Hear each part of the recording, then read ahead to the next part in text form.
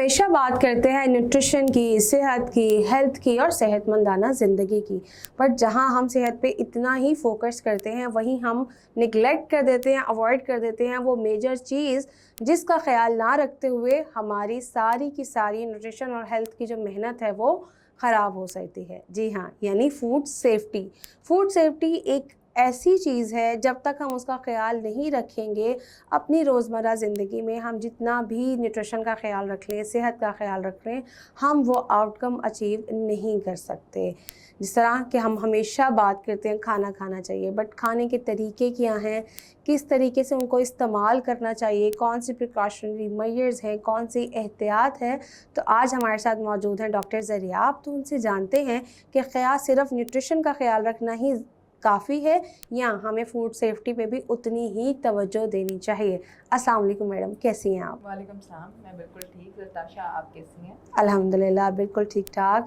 जैसा कि हम आजकल देख रहे हैं न्यूज़ में, वीडियोज़ में, हर तरह सोशल मीडिया पे कि सिर्फ़ और सिर्फ न्यूट्रिशन पे बात की जा रही है, but no one talks about food security and food safety. तो क्या ऐसे इम्पैक्ट हैं जो हमारी सेहत पे, हमारी हेल्थ पे आ सकते हैं अगर हम फूड सेफ्टी को निगलेक्ट कर देते हैं? जी नताशा, फूड सेफ्टी जो है वर्ल्ड वाइज एक बहुत बड़ा इशू है, जिसको हम जो है बार बार डिस्कस कर रहे हैं, बार बार अवेयर कर रहे हैं कि अगर आप फूड सेफ्टी को नहीं फॉलो करते तो आप जितना मर्ज़ी हेल्दी अच्छा खाना खा लें, वो आपको कोई फ़ायदा नहीं देगा। आप फॉर एग्ज़ाम्पल आपने बहुत अच्छा खाना खाया, बहुत अच्छी जगह से खाया, लेकिन अगर वो अनहाइजीन तरीके से बना हुआ था और उसको खाने के बाद आपको फूड पॉइज़निंग होगी या फूड बॉर्न इलनेस होगी, तो उससे जो है वो आपकी बॉडी में जितने भी मिनरल्स, विटामिन्स थे, वो सारे ही जो है वो वेस्ट हो गए। क्यों? क्योंकि रिज़ल्ट अनहाइजीन खाने से आप फ़ौरन बीमार हो जाते हैं और आपको फूड पॉइज़निंग स्टार्ट हो जाती है। तो ये एक जो है वो बड़ा मेजर इशू है कि अगर आप अपने किचन में खाना बनाते हुए जितनी मर्ज़ी अच्छी रेसिपी बना रहे हों, अगर आप हाइजीन को नहीं फॉलो कर रहे, तो फिर वो आपका अच्छा खाना किसी काम का नहीं है। तो फूड सेफ्टी जो है ना, वो बड़ा ही इम्पोर्टेंट फैक्टर है। अच्छा ज़रियाब, हमेशा हमारे घरों की जो प्रैक्टिस जो हमने बचपन से देखते आए हैं कि हमारे पेरेंट्स जो हैं वो कुछ बहुत ज़्यादा प्रिकॉशनरी मेजर्स नहीं करते, या भी ये कह सकते हैं कि हमारी वैल्यूज़ ऐसी हैं कि हमें लगता है अगर खाना दोपहर में बना लिया, रात तक वो अगर बाहर पड़ा रहे तो वो ठीक है। फ्रीज़र में अगर कोई चीज़ फ्रीज़ रखनी है तो वी प्रेफर्ड कि जिस तरह मीट या इस तरह की जो वेजिटेबल्स जो थोड़ा लॉन्ग टाइम के बाद यूज़ होनी है, यानी समझ लें कि 1 हफ़्ते के बाद या 2 हफ़्ते के बाद अगर उनका इस्तेमाल होना है, तो वी प्रेफर्ड कि हम उन्हें ऊपर सबसे पहले फ्रीज़ कर दें साइड पे, उसका टेम्परेचर ज़्यादा होना चाहिए। और बाकी जो इंस्टेंटली यूज़ होने वाले, या सपोज़ अगर सुबह आया है कोई सामान और शाम में उसको इस्तेमाल करना है, तो वी प्रेफर्ड कि हम नीचे वाला जो फ्रिज का पोर्शन होता है हम उसमें मीट भी साथ रख रहे हैं, हम साथ वहाँ पे फ्रूट्स भी वहीं रख रहे हैं, वेजिटेबल्स भी वहीं रख रहे हैं, अंडे, ब्रेड या नाश्ते का जो सामान होता है वो भी सारा का सारा वहीं पड़ा हुआ है। तो क्या ये चीज़ें भी हमारी सेहत को मुतासिर करती हैं? डेफिनेटली, बिल्कुल।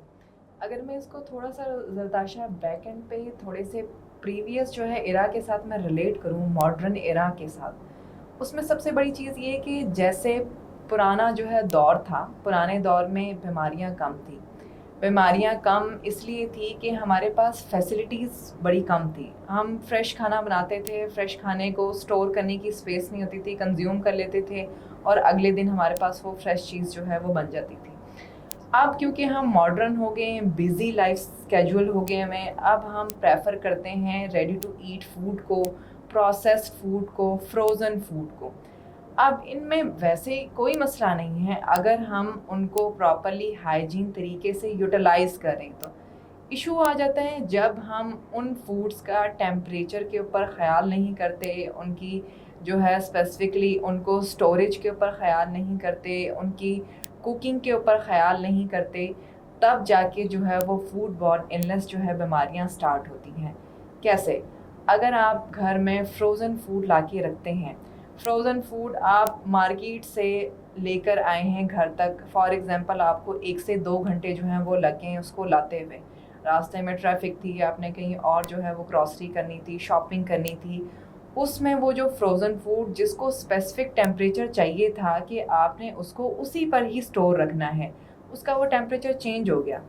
जब वो चेंज हो गया तो जितने भी हवा में माइक्रोब्स थे, जितने भी वायरसेस थे, वो उस टेम्परेचर चेंज होने की वजह से उनको मौका मिल गया उस फूड के ऊपर अटैक करने का।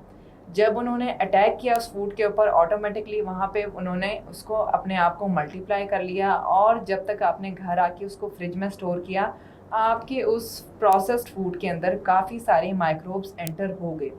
उसके बाद जी आपने उसको कुक किया।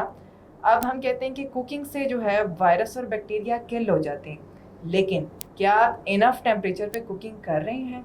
मेजर थिंग, अगर आपका फूड अंडर कुक रह जाए तो भी माइक्रोब्स उसके अंदर रह जाते हैं, वो भी आपकी बॉडी में ट्रांसफ़र हो जाते हैं।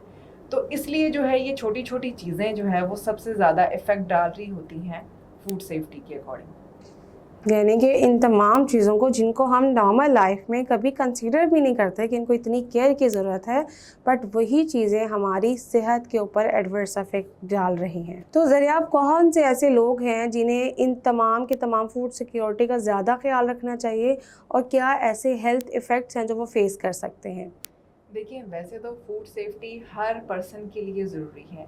अगर आप हैं या मैं हूँ, कोई भी पर्सन है और उसको जो है वो खाना फूड सेफ्टी के अकॉर्डिंग सेफ़ टू ईट मिलना चाहिए, या उसको उसके अकॉर्डिंग उसको प्रिपेयर करना चाहिए। लेकिन क्योंकि अगर आप स्पेसिफ़िकली जो है वो ग्रुप्स के बारे में पूछ रही हैं, स्पेसिफ़िकली जो है वो लोगों के बारे में, उसमें 3 जो हैं वो कैटेगरीज़ सबसे ज़्यादा सेंसिटिव हैं, जिसमें बच्चे सबसे ज़्यादा हैं। क्यों? क्योंकि बच्चों की इम्यूनिटी अभी डेवलप हो रही होती है और उनको जो है वो हाइजीन हर चीज़ की ज़्यादा ज़रूरत होती है।